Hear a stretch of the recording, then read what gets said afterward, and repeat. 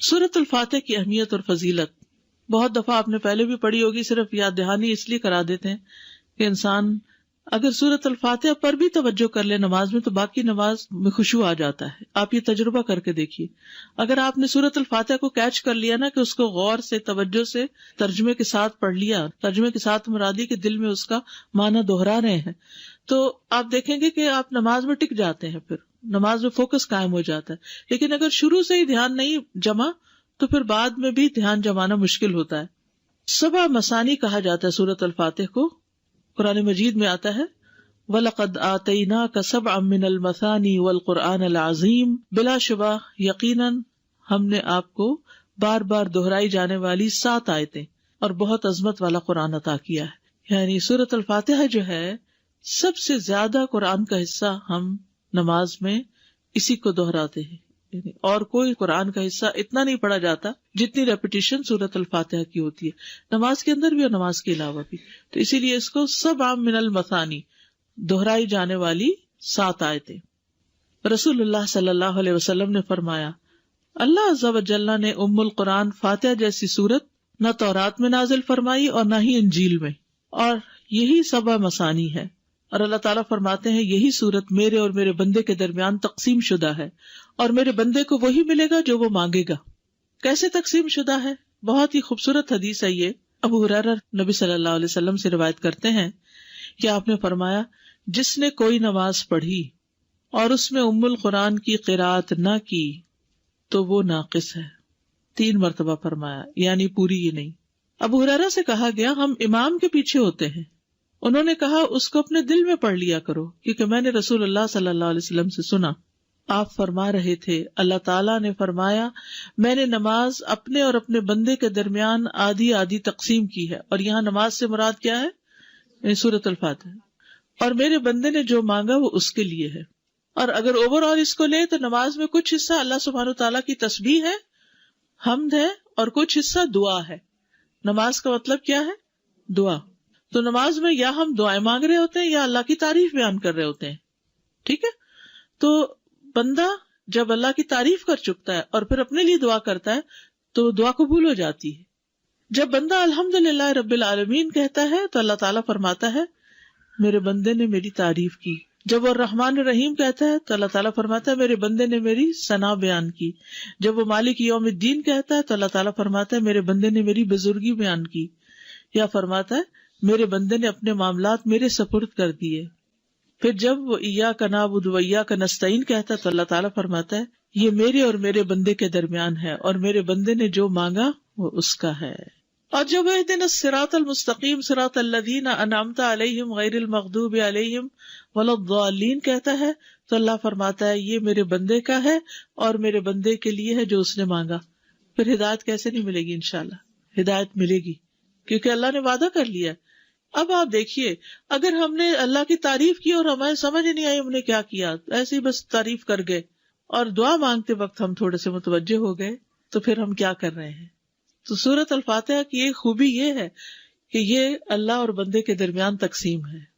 سفیان کہتے ہیں مجھے یہ روایت علاء بن عبد الرحمن بن یعقوب نے سنائی. میں ان کے پاس گیا، وہ گھر میں بیمار تھے. میں نے ان سے اس حدیث کے بارے میں سوال کیا اور انہوں نے مجھے یہ سنائی. اب سورۃ الفاتحہ کی قراءت کا طریقہ کیا ہے، کیسے پڑھی جائے؟ ایک ایک آیت کو وقف کر کے پڑھنا. ام سلمہ سے مروی ہے کہ ان سے رسول اللہ صلی اللہ علیہ وسلم کی قراءت کے متعلق پوچھا گیا تو انہوں نے فرمایا کہ آپ ایک ایک آیت کو وقف کر کر کے پڑھتے تھے. پھر انہوں نے سورۃ الفاتحہ کی پہلی 3 آیات کو توڑ توڑ کر پڑھا. یعنی توڑ توڑ کے یعنی کہ آیت بیچ میں توڑ دی، بلکہ ہر آیت پہ وقف کیا. بسم اللہ الرحمن الرحیم الحمد للہ رب العالمین الرحمن الرحیم مالک یوم الدین. اور پھر کہتی ہیں کان یقطع قراءتہ آیتن آیتن، کہ نبی صلی اللہ علیہ وسلم ایک ایک آیت کو وقف کر کے پڑھتے تھے. پھر آپ صلی اللہ علیہ وسلم الفاتحہ پڑھتے، آپ اس کی ایک ایک آیت الگ الگ کر کے پڑھتے. بسم اللہ الرحمن الرحیم پڑھتے، پھر رک جاتے، پھر الحمدللہ پڑھتے، اور پھر باقی بھی اسی طرح آخر تک. اسی طرح آپ کی تمام قرات تھی. آپ آیات کے اختتام پر رک جاتے اور ایک آیت کو دوسری سے ملا کر نہیں پڑھتے.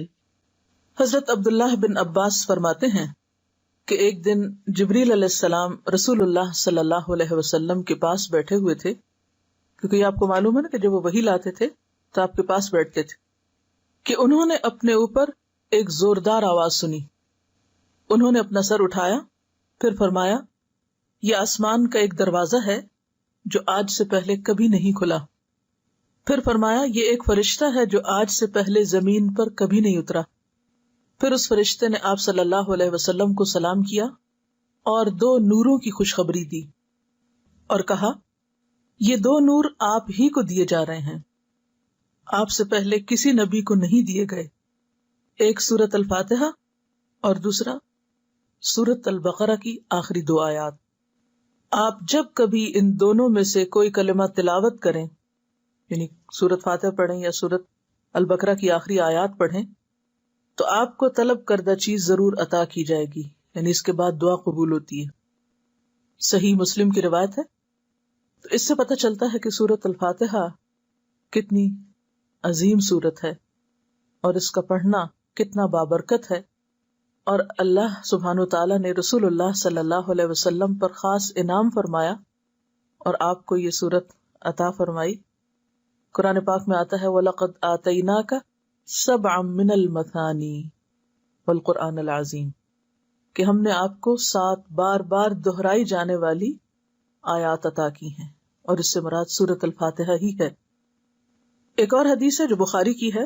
آپ صلی اللہ علیہ وسلم فرماتے ہیں حضرت ابو سعید سے، یعنی اپنے ایک صحابی سے، آپ نے فرمایا میں تجھے قرآن کی ایک ایسی سورت بتلاؤں گا جو قرآن کی سب سورتوں سے بڑھ کر ہے، اور وہ ہے الحمدللہ رب العالمین، اور یہی ہے وہ 7 آیات جو بار بار دہرائی جاتی ہیں، اور قرآن عظیم جو مجھے دیا گیا.